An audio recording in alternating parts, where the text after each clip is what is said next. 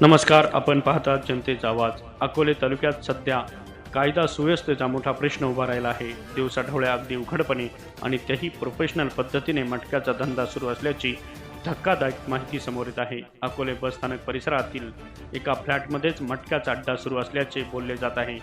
विशेष म्हणजे हा सगळा प्रकार लपून छपून नाही तर सर्वसामान्य नागरिकांच्या नजरेसमोर घडत आहे. दररोज मोठ्या प्रमाणात लोकांची ये-जा, आकड्यांची देवाणघेवाण आणि लाखोंची उलाढाल.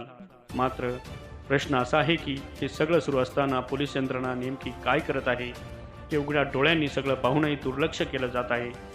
या बेकायदेशीर धंद्यामुळे अनेक कुटुंब उद्ध्वस्त होत आहेत. तरुण पिढी व्यसनाच्या गर्तेत सापडत आहे. कष्टाने कमावलेला पैसा एका आकड्यावर उधळला जात आहे.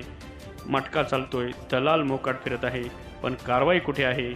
आज अकोलेकरांनी विचार करण्याची वेळ आली आहे. अकोलेकरांनो, डोळे उघडा. आपल्या परिसरात नेमकी काय सुरू आहे ते नीट बघा. आवाज उठवा, प्रश्न विचारा. कारण आज नाही बोललो तर उद्या त्याची किंमत आपल्या घरातल्यांनाच मोजावी लागणार आहे.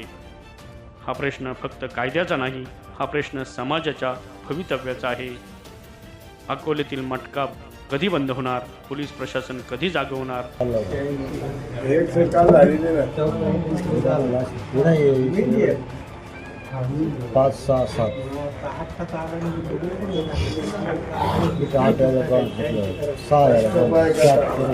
इथे ना इथे पट्टा काय आला 1